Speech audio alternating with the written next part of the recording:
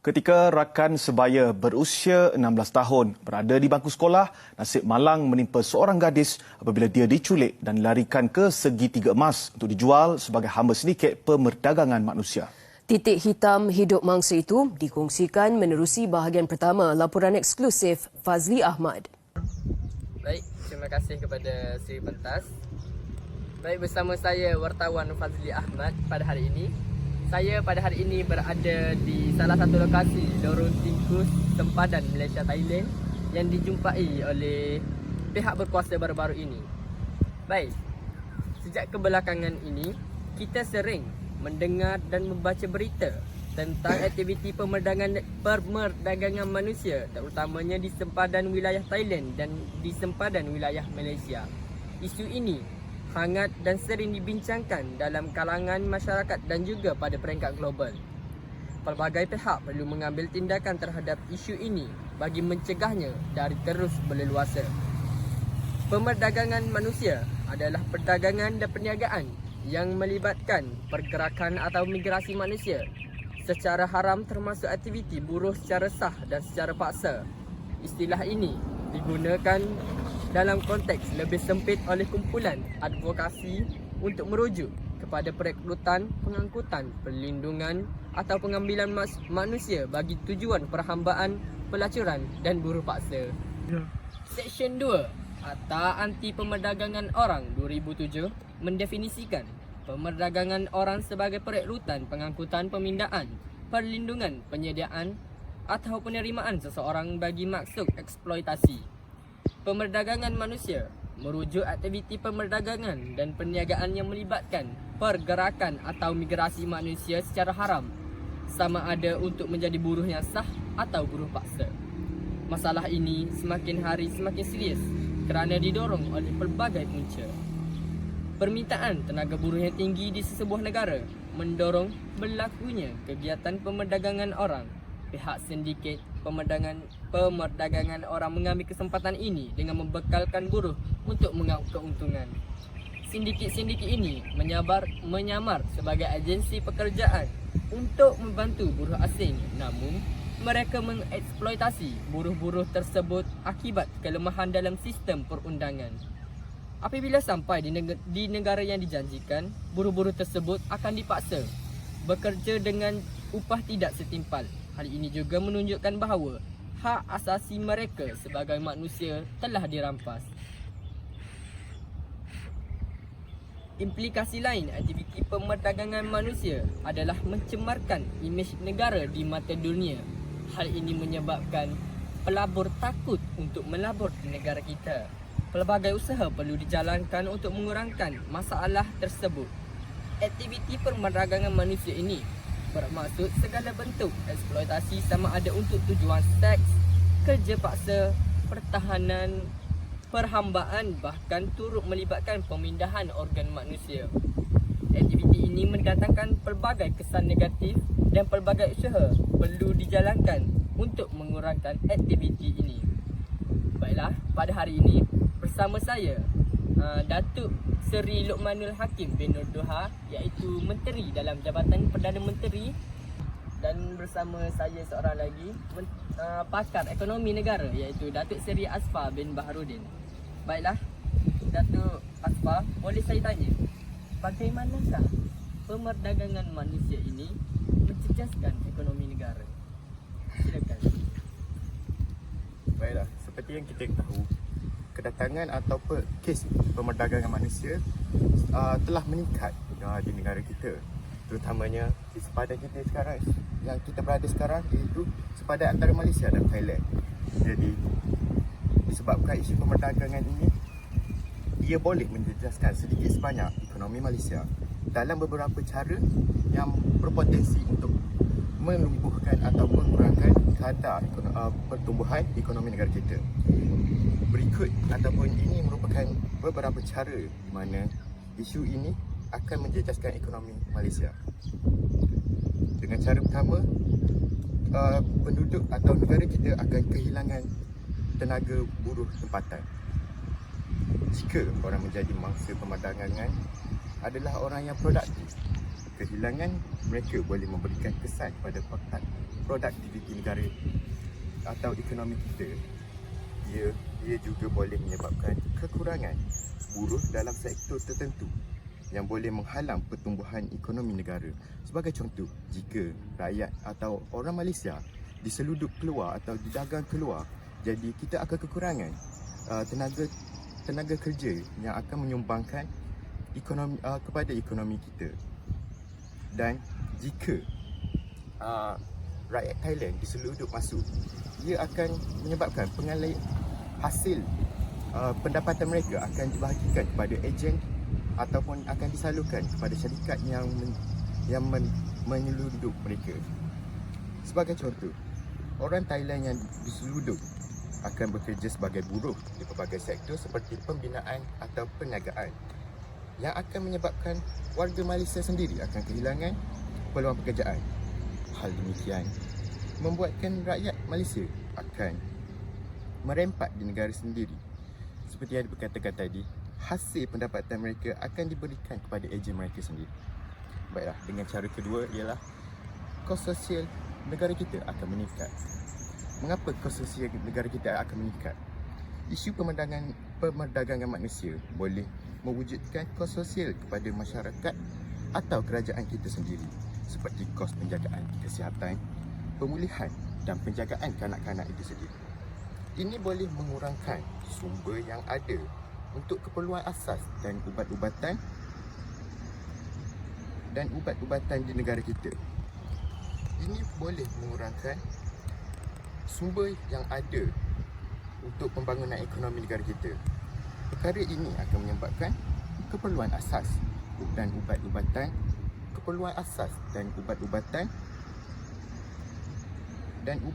di negara kita. Ini boleh mengurangkan sumber yang ada untuk pembangunan ekonomi negara kita. Perkara ini akan menyebabkan keperluan asas dan ubat-ubatan akan berkurangan dengan cepat. Hal demikian akan menyebabkan negara kita perlu mengeluarkan kos yang lebih besar untuk menampung jumlah ataupun keperluan yang diperlukan untuk memenuhi permintaan penduduk di negara kita, iaitu penduduk setempat sendiri, iaitu warga Malaysia, malah pemerdagangan ataupun orang yang diseludup, iaitu parti. Cara yang ketiga yang boleh menjejaskan ekonomi negara kita ialah hilangnya keyakinan pelabur untuk melabur di negara kita. Isu pemerdagangan manusia ini boleh menyebabkan pelabur bimbang tentang kestabilan ekonomi serta persekitaran perniagaan di Malaysia. Ini boleh mengurangkan pelaburan dan peluang ekonomi yang dijangkakan akan memberi kesan kepada pertumbuhan ekonomi jangka masa yang panjang. Mengapa perkara ini berlaku? Saya akan berikan satu contoh. Jika ramai orang yang diseludup di negara kita, kemungkinan besar untuk kadar kes jenayah juga akan meningkat. Malah kedatangan mereka, iaitu orang yang diseludup, juga akan mencemarkan imej negara kita sendiri. Jadi, perkara ini akan menyebabkan pelabur juga tidak berani untuk membuat sebarang pelaburan ke atas negara kita. Jadi, kita juga akan terlepas satu pelaburan yang besar untuk menjana ataupun membuatkan pertumbuhan ekonomi negara kita akan terus meningkat. Baiklah, seterusnya saya akan menerangkan bagi kesan kedatangan pemerdagangan manusia kepada industri pelancongan. Pemerdagangan manusia boleh memudaratkan industri pelancongan di negara Malaysia kerana ia boleh menimbulkan imej negatif dan juga ia tidak menggalakkan pelancong di luar negara untuk datang ke negara kita. Seperti yang dikatakan tadi, para pelancong tidak berasa selesa dengan keadaan Malaysia yang padat dengan kes penyeludupan. Seperti yang diterangkan tadi, jika ramai manusia yang didagang masuk ke negara kita, ia kemungkinan akan meningkatkan kadar jenayah di negara kita. Jadi pelancong juga tidak akan berani untuk hadir ke negara kita. Jadi dengan kehadiran pelancong yang tidak memberangsangkan, ini akan menyebabkan pendapatan di negara kita juga akan berkurangan dan secara tidak langsungnya akan menyebabkan ekonomi kita akan ataupun pendapatan negara di sektor pelancongan akan berkurangan secara tidak langsungnya, dan perkara ini akan menjejaskan ekonomi negara kita. Oleh itu, isu pemerdagangan orang ini perlu ditangani dengan serius dan berkesan bagi melindungi hak asasi manusia, terutamanya warga rakyat Malaysia. Dan ini juga untuk mengelakkan pertumbuhan ekonomi yang mampan di negara kita. Ini boleh diusahakan atau dilakukan dengan pelbagai usaha seperti pencegahan, penguatkuasaan undang-undang yang ketat, pemulihan mangsa dan peningkatan kesedaran masyarakat negara kita serta pendidikan orang ramai ke atas isu pemerdagangan manusia di Malaysia. Itu saja bagi saya. Terima kasih saya ucapkan kepada Dato' Azfar kerana memberi ulasan yang sangat memberasakan. Baik, sekarang saya ingin menanyakan soalan pula kepada Datuk Seri Lokman, Menteri dalam Jabatan Perdana Menteri. Baik Datuk, pemerdagangan manusia merupakan satu isu yang melanda dunia secara global. Ia merupakan satu pencabulan hak asasi yang paling buruk. Dan dunia memandang serius perkara ini termasuk negara kita. Namun begitu, persoalannya, sejauh manakah pihak kerajaan menjalankan usaha-usaha yang serius bagi membanteras pemerdagangan manusia daripada terus berlaku di negara kita? Terima kasih kepada wartawan. Kita tahu pemerdagangan manusia ini merupakan satu kes yang serius dan sukar untuk ditangani. Namun ia bukan alasan bagi pihak kerajaan untuk menangani isu ini dari masa ke semasa, di mana pihak kerajaan sendiri akan turun ke padang pada hari ini di sempadan Thailand hari ini, kerana sempadan Malaysia Thailand hari ini, kerana ia merupakan tanggungjawab kami dan kami tidak akan duduk diam tentang isu dan kes ini. Seperti yang kita tahu, baru-baru ini ada satu kes yang cukup menyayat hati, di mana seorang remaja perempuan diculik dan dibawa masuk ke sini dengan mudah sekali. Ini disebabkan oleh kawalan yang kurang diperketatkan oleh negara kita sendiri dan juga negara jiran kita, iaitu Thailand.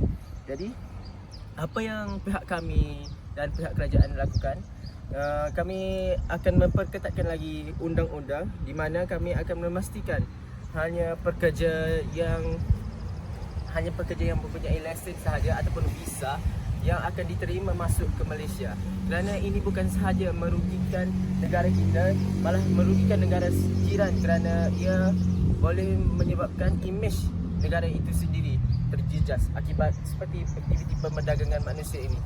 Selain itu, pemerdagangan manusia ini juga kita tahu ia akan melibatkan bukan saja eksploitasi seks, tetapi ia juga melibatkan seperti pemerdagangan suri rumah, pembantu rumah ataupun pemerdagangan bayi yang lain.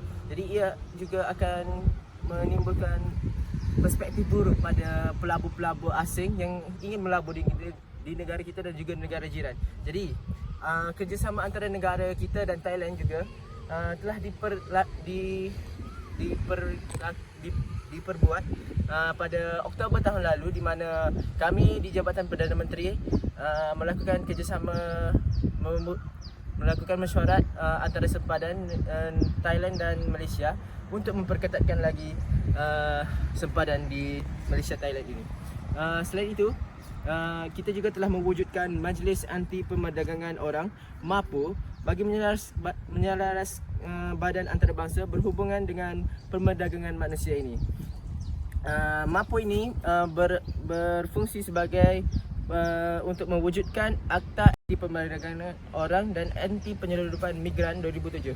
Ini bertujuan untuk mencegah dan memerangi pemerdagangan manusia. Jadi dalam MAPO ini terdapat agensi-agensi tertentu yang perlu berkhidmat secara lebih 100% ataupun 200% bagi mengawal sempadan kita hari ini. Kita tahu sempadan kita ini bukan di sini saja, tetapi lorong-lorong tikus yang kecil juga haruslah kita tangani, kerana ini merupakan isu yang sudah serius dari hari ke hari. agensi seperti PDRM dan juga Jabatan Imigresen Malaysia haruslah melebihkan usaha mereka dalam menangani isu ini. Kerjasama antara Malaysia dan juga Thailand akan membanteras kemasukan secara haram dan tidak menjejaskan imej negara. Seperti yang Dr. Asfar kata tadi, kita dapat mengelakkan kerugian ekonomi. Kita tahu ekonomi kita sedikit terjejas akibat imej buruk yang diperoleh melalui perdagangan manusia ini. Jadi para pelapor tidak perlu risau kerana pihak Jabatan Perdana Menteri hari ini akan menjamin keselamatan negara kita dan tidak akan membiarkan begitu sahaja sama ada pelancong asing ataupun pelancong dari Thailand sendiri dan mengaluk-alukkan mereka untuk datang ke Malaysia. Jadi setakat itu saja daripada saya. Mungkin ada apa-apa yang juga. Terima kasih kepada Datuk Imam Hakim. Baiklah, saya harap usaha-usaha dan langkah-langkah yang dibincangkan tadi dapat sedikit sebanyak mengurangkan kadar pemerdagangan manusia di negara kita, terutamanya antara Malaysia dan Thailand. Baik, konklusinya, isu pemerdagangan manusia ini perlulah ditangani oleh pihak berkuasa dengan kerjasama dengan masyarakat. Pihak berkuasa hendaklah mengadakan kempen secara besar-besaran tentang isu ini kepada masyarakat agar masalah ini dapat diatasi dan tidak menjejaskan imej negara. Justru sebelum nasi menjadi bubur, kita hendaklah menangani isu ini dengan lebih efektif sebelum menjadi lebih serius. Sekiranya aspirasi ini berjaya direalisasikan, saya yakin masyarakat dan negara kita akan sejahtera dan lebih harmoni. Itu sahaja laporan daripada saya. Kembali kepada Sri Pertas.